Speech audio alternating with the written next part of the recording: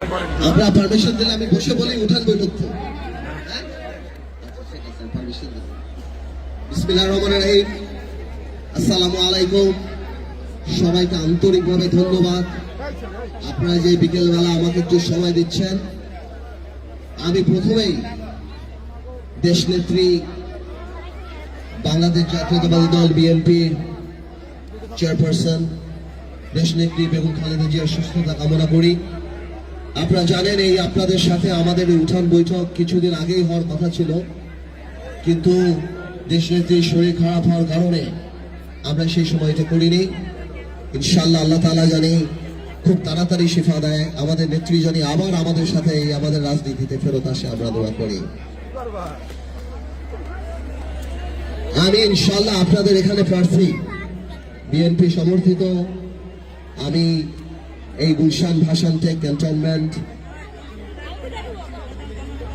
আর বনানী এই যে আসন ঢাকা 17 সেটা প্রার্থী। আমি 2018 সালের নির্বাচনে আপনাদের প্রার্থী ছিলাম। আপনাদের মনে আছে যে বিভিন্ন কারণেই আপনার 1 ঘন্টায় প্রায় আমরা 40,000-এর মতো ভোট পেয়েছিলাম। সেই পরিস্থিতি কি ছিল আর আজকের পরিস্থিতি কি?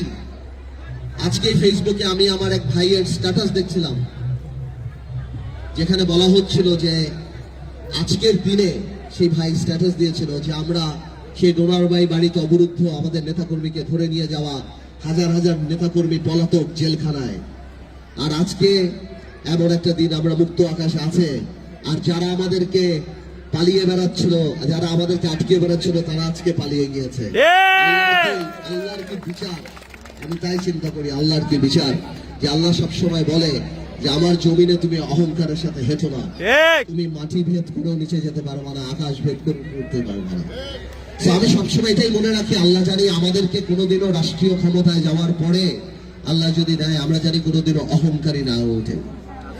ভাইয়েরা, আমার বোনেরা, এবং আপনাদের মাধ্যমে আমার ভাষণ থেকে যত ভাই বোনেরা সবাইকে একটা কথা বলছি, আমি 17 বছর রাজনীতি করি। 17 বছর আপনারা আমাকে রাজনীতিতে বেড়ে উঠতে দেখেছেন, বড় হতে দেখেছেন। আমি অনেক ছোট বয়সে রাজনীতিতে আসি, আমার সৌভাগ্য ছিল ম্যাডামের পাশে বসে রাজনীতি করার। আপনারা দেখেছেন, আমি এমপিও ছিলাম 5 বছর।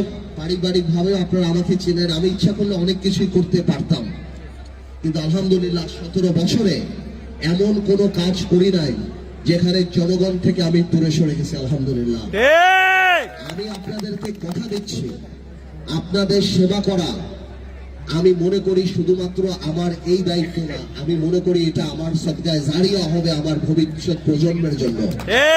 আপনাদের জন্য যদি আমি ভালো কাজ করতে পারি, আমি শুধু এমপি হব এই জন্য কাজ করব, সেটা তো আমি বিশ্বাস করি না, সেটা তো আমি বিশ্বাস করি না এবং কখনো করি নাই।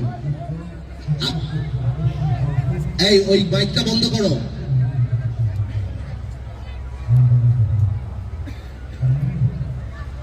একটু বলে দেন এই মাইকটা বন্ধ করতে কাউকে। যাই হোক, তো আমি আপনাদেরকে এতটুকু আশ্বস্ত করতে চাই, ইনশাআল্লাহ আল্লাহ তাআলা যদি আমাকে এখানে নির্বাচিত করে, আপনাদের এখানকার সবচেয়ে বড় সমস্যা সেগুলি তো আপনারা জানবেন। তবে আমি পার্থ যদি এখানে নির্বাচিত হই, আপনাদের কোনো চাঁদাবাজি, জমি দখল, মাদক এইসব ব্যাপারে আমার কাছ থেকে কেউ কোনো প্রশ্রয় পাবে না। কোনো পুলিশ বলেন, এই বলেন, আপনার কোনো প্রশাসন দিয়ে কোনো দখল, কাউকে কোনো উচ্ছেদ করা, কাউকে এই করা, এই ধরনের অন্যায় ভাই আমি কখনো করিও নাই, ইনশাল্লাহ আমি প্রশ্রয় দিব না কখনো। আমি এই ভাষণ থেকে রাতারাতি সিঙ্গাপুর বানাতে পারবো না, তবে আমি এতটুকু কথা দিচ্ছি, আপনাদের পাশে আমি সবসময় থাকবো এবং ইনশাল্লাহ জাতীয় সংসদে এবং আমি যদি সরকারে থাকি, আমি আমার সর্বোচ্চ দিয়ে আপনাদের সকল প্রবলেম, সকল সমস্যা সমাধানের চেষ্টা করবো ইনশাআল্লাহ। আমরা পথসভায় যাব। পথসভায় যাওয়ার আগে আমি একটু 5 মিনিট একটা ব্যাপারে আমি কথা বলতে চাই। আমাদের এখানে আমাদের অপোজিট, আমাদের যে অপোনেন্ট, আমাদের প্রতিদ্বন্দ্বী যে প্রার্থী, সে বাংলাদেশ জামাতে ইসলামের প্রার্থী, তাই না? আমি নিশ্চিত আপনাদের কাছে, আমার ভাষণ থেকে বিভিন্ন ভোটারদের কাছে, আমার ভাষণ থেকে সাধারণ মানুষের কাছে জামাত ইসলামের প্রার্থী তার ভোট যেতে আসবে, ভোটের কথা বলবে। আমার তরফ থেকে আমার সেই প্রার্থী ভাইকে আপনাদের কিছু প্রশ্ন আছে, আপনারা করতে পারবেন? আপনারা ৭১ নিয়ে কথা বলার দরকার নাই, ৭১ সবাই জানে। যেহেতু লোকাল পলিটিক্স, লোকাল জায়গা, আমার তরফ থেকে আপনি জিজ্ঞেস করবেন যে ভাই আপনি কে, আপনার বাড়ি কোথায়, আপনার বাসা কোথায়, গত ১৭ বছরে হেফাজত আন্দোলন থেকে আরম্ভ করে, নিরাপদ সড়ক থেকে আরম্ভ করে, এই এত আন্দোলন ফ্যাসিস্ট গভর্নমেন্টের, যেখানে জামাত ইসলামের এত বড় নেতাদের ফাঁসি হয়ে গেল, হাজার হাজার জামাতের ভাই বোনরা আমাদের সাথে মামলা পেল, কারাগারে গেল, রিমান্ডে গেল। তাই ভাই আপনাকে তো জীবনে একটা কথা বলতে শুনলাম না। এত লক্ষ লক্ষ নেতা কর্মী, জামাত তো আমাদের সাথেই ছিল। আমি পারতো যখন 2018-তে জামাতের সাথে এক হয়ে এই আসনে নির্বাচন করলাম, আমার জামাতের ভাইরা, আমার বিএনপির ভাইরা, আমার বিজেপির ভাইরা যখন রাস্তায় রাস্তায় বাড়িতে বাড়িতে ঘুরে, আপনি কোথায় ছিলেন ভাই? আপনাকে তো একদিন দেখলাম না। পার্থ ভাই, আপনার কিছু লাগবে কিনা আমি আপনার পাশে দাঁড়াই? এই বাংলাদেশে আমাদের ম্যাডামের উপরে যত অত্যাচার, আপনাদের নেতাদের, জামাতের যে সিনিয়র বড় বড় নেতাদের ফাঁসি হয়ে গেল, জামাতের কত লক্ষ লক্ষ নেতা কর্মীকে মারা হলো বা হাজার হাজার নেতা কর্মীকে গুম খুন করা হলো, কোথায় ভাই? আপনাকে তো কোনোদিন দেখলাম না। জাতীয় গুরুত্বপূর্ণ ইস্যু থেকে আরম্ভ করে জিনিসপত্রের দাম, শেয়ার মার্কেট, নিরাপদ সড়ক, হেফাজত ইসলাম, এই জুলাই আন্দোলন, কোথাও তো শুনলাম না ভাই আপনি ফেসবুকে একটা স্ট্যাটাস দিয়ে কোনোদিন কারো প্রতিবাদ করেন। আজকে আপনি মনে করেন রাত্রেবেলা শাড়ি মশারি আর তেলের ড্রাম দিয়ে আপনি মানুষের ভোট পাবেন?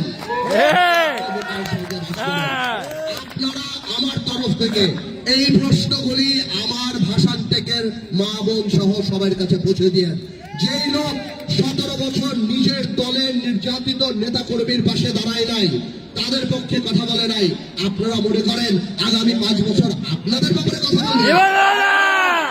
আরেকটা কথা জিজ্ঞেস করতে চাই ভাই, আপনারা যদি ক্ষমতায় আসেন, আল্লাহ না করুক, যদি আসেন, তাহলে বলেন এই দেশে কি 16ই ডিসেম্বর হবে? না। এই দেশে কি পহেলা বৈশাখ হবে? না। এই দেশে কি 21শে ফেব্রুয়ারি হবে? না। এই দেশে কি কনক হবে ও দুর্গা পূজা হবে? না। আপনারা একটু ক্লিয়ার করেন না, আপনারা কি সৌদি জামাত, পাকিস্তান জামাত, সিরিয়ান জামাত, না দুবাইয়ের জামাত? আমরা জানতে চাই আমাদের মা বোনেরা যে বিকাল বেলায় হাঁটে, আমাদের যে সামাজিক কিছু টলারেন্স আছে, সহ্য ক্ষমতা, পাশের বাড়িতে গান বাজতেছে, একটা হলুদের অনুষ্ঠান, একটা এই একটা সেই, সেসব সামাজিক জিনিসপত্র কি আমরা করতে পারবো? এইগুলি একটু ভোটারদের জিজ্ঞেস করেন যে এই প্রশ্নগুলি বিবেচনা করার পর আপনি ঠিক করেন আপনি কাকে ভোট দিবেন। জান্নাতের টিকিট বেচার দিন শেষ। তরুণদের বাংলাদেশ, আবেগ নয় বিবেক দিয়েই আমরা নেতা নির্বাচিত করব। সবাই ভালো থাকেন, আল্লাহ হাফেজ।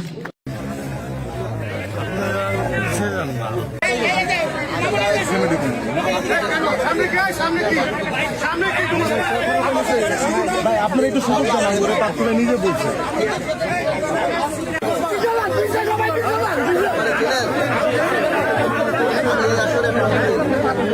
আমরা